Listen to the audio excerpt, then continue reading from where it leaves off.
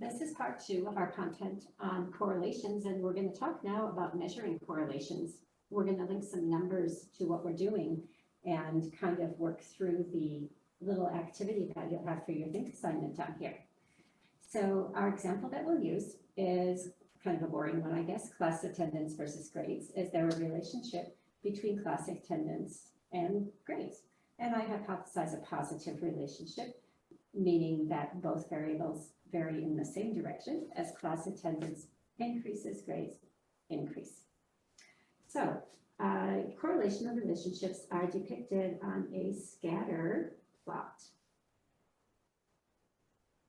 And a scatter plot is just a way of representing data along two continuums. So we'll have the x-axis, which is goes along the horizontal line and contains usually the variable that you hypothesize might predict the other variable. So we'll call this the x-axis. And it also has a y-axis that goes in the vertical direction and contains the other variable. Typically, you want these to be about equal. My screen is not allowing that super well here, so you can see that my x-axis is longer than my y-axis. Very often these should be equal. So on the x-axis, I'm going to put class attendance.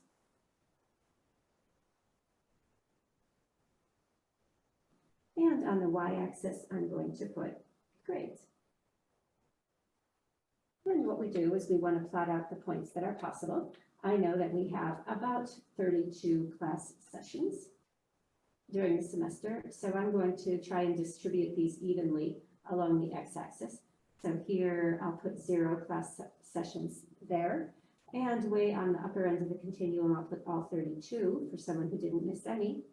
In the middle I'll put 16, and I'll divide the other ones as evenly as I can. And we do the same on the y-axis.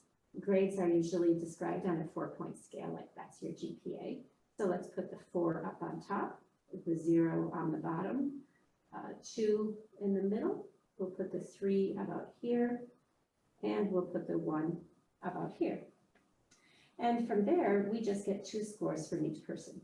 So let's imagine that person 1, student 1, and I'll put their data in sequence of first the number of classes they attend, and second their ostensible GPA. So let's say someone attended 28 classes and had a GPA of 3.5. Let's say person 2 attended 16 classes and had a GPA of 2. Person 3 attended, let's say, 8 classes and had a GPA of 1. Person 4 attended 8 classes, but worked really, really hard outside of class and had a GPA of 3.0. And I shouldn't be saying GPA, I should be saying grades in the class, with a 3.5 corresponding to like a mid-range A, sort of like that. A 3.0 would be equivalent to a B. So that's how we're kind of thinking about this. So we had person 5 who attended all 32 classes and had a 3.75 for the grade in the class. Person 6 attended maybe 0 classes, took it fully online, and pulled off about a 2.1. Worked kind of hard to achieve that, and so forth. Person 7 maybe attended 24 classes and had a GPA of 3.25, and the course grade, I should say. And person 8 attended, let's give them 20 classes with a GPA of 2.75. And so what we do now is we plot these points. So let's start with person 1. We'll plot the 28 right about here. So we'll track an invisible line up from here all the way up to where the 3.5 would be, which is between the 3 and the 4. And where these two imaginary lines intersect, that's their point. So here's person 1. Person 2, 16 and 2. Here's the 16. Here's the 2. And these lines would intersect right about here. There's person 2. And from here, I'm not going to number the points anymore because it might look a little messy. Person 3 had an 8 and a 1, so this point is about here. Person 4 had the 8 and the 3.0. Point is right about here. You can see I'm tracking up from the 8 and over from the 3. Person 4 attended all the classes and had a 3.75, right about here. Person 6, 0 classes and had a 2.1. Person 7, 24 classes and a 3.25. And person 8 attended 20 classes and had a 2.75. So this is a scatter plot with 8 points on it. Usually scatter plots will have a lot more points on it. So let's imagine that we gathered data from more people and we plotted all their grades, and let's say it looked something like this.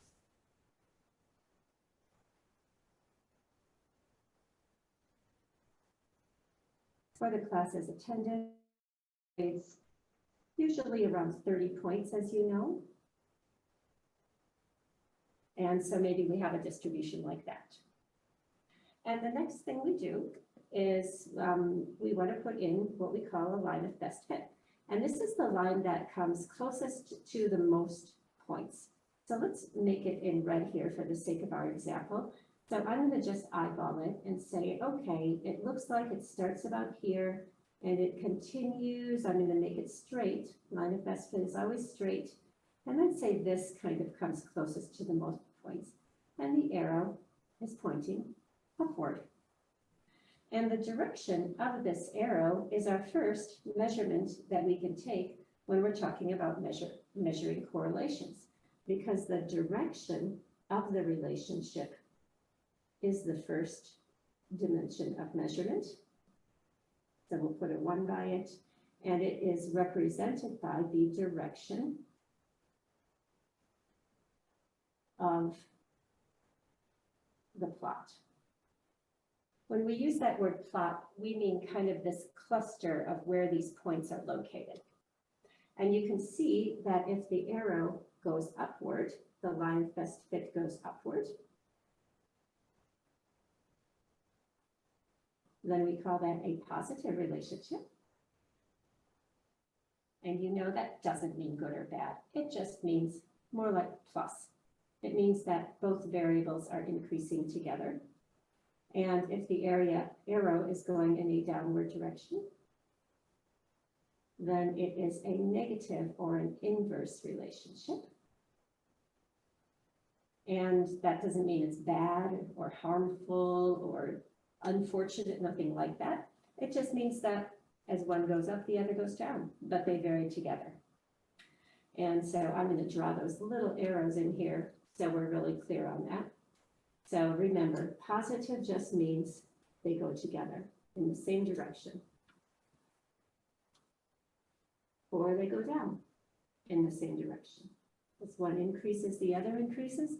As one decreases, the other increases. And an inverse relationship is the opposite. As one variable increases, the other decreases. And so that is one measure. We either put, for our value, we either give it a positive sign or a negative sign. And if there's no sign at all, we assume it's positive. So the next dimension that we measure is called strength. So we want to know not only what is the direction of the relationship, but how strong is it? So number 2, we measure strength. And we measure that by the distance of points from line of best fit. So for example, we're going to measure the distance between the line and this point, this point, this point.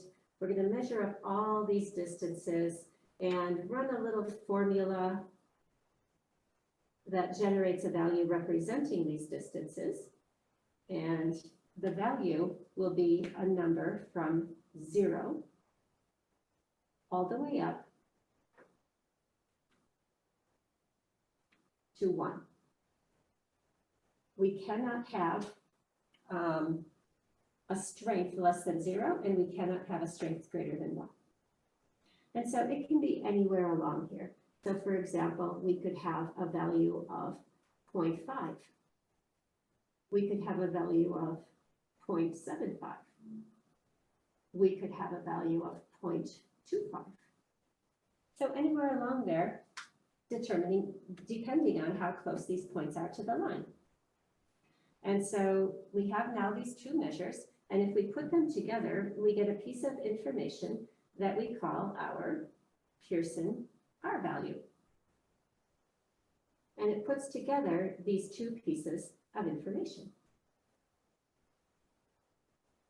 So we would say R equals, and first off, we put a sign. Is it positive or negative? In this case, this is positive.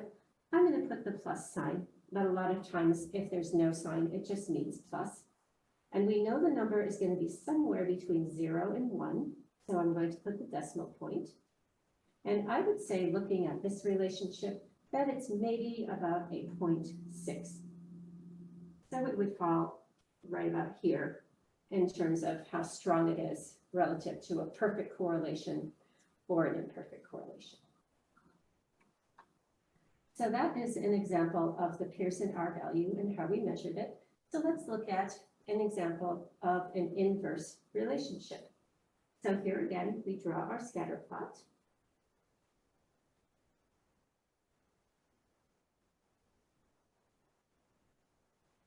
And let's create a relationship that shows weeks.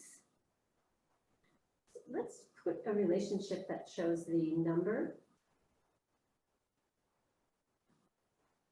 of correct answers on a test. And that will be our x-axis variable. And let's put another variable here, our y variable, that will be the number of wrong answers on the same test. And let's imagine that we know that the test has 25 items. So we're going to put here 1 through 25. So we could have 0 answers correct, we could have 25 correct, or somewhere in between. So let's put our, let's see, we'll go 18 about here, let's put 6 about here. And since it's the same test, let's call it the test ICB. I don't know what that's about. Test ICB with 25 items.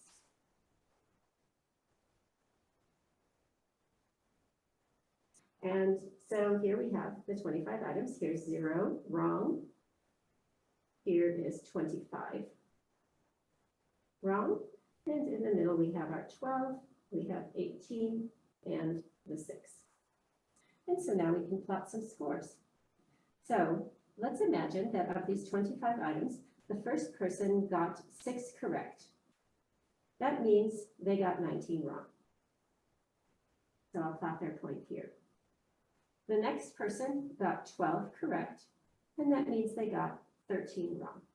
So I'll plot their point here. The next person got 18 correct, and that means they got 7 wrong. So I'll plot their point here.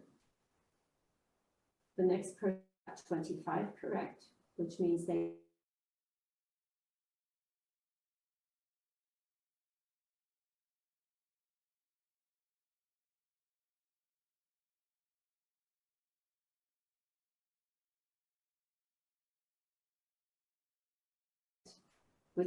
got 11 wrong, 14 correct, which means they got 11 wrong, so we plot their point about here. And what you may notice here are 2 things.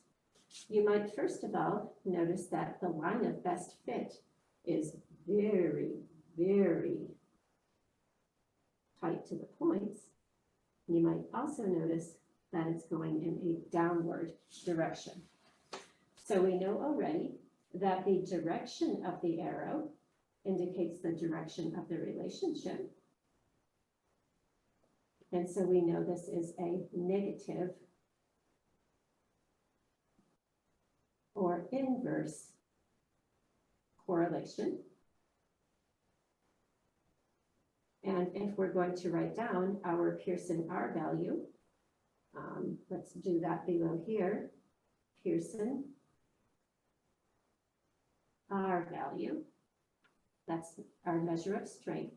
Then we'll put R equals, we know it's going to be negative, so I'll pop that negative sign in right now. The next thing we notice is that these points are very tight to the line. In fact, each point is on the line. It would have been even better if I could draw absolutely perfectly, but even with my imperfect drawing, we can certainly see that each point is on the line. And so we know that strength of the relationship is measured on the distance of the points from the line, and these are right on the line. So distance of points from line, and since these are right on the line, we know that this has to be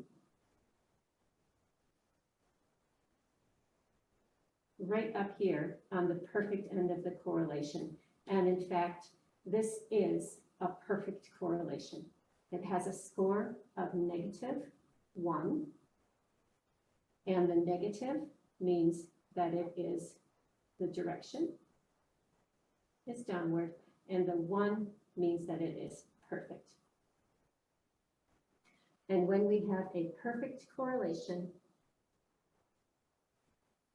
we can, with 100% accuracy, predict the y, any y value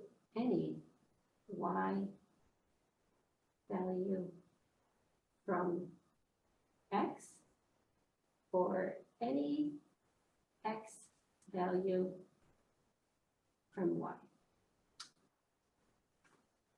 And if we know how many answers you got correct, we automatically know how many you got wrong, and vice versa. So this is an example of, let's circle it in some sort of a yellow, beautiful star, because it's a perfect relationship, that thing everybody wants. And I'm joking because, you know, we're not talking about human relationships. The language always seems funny. Here are our two measures, direction and strength.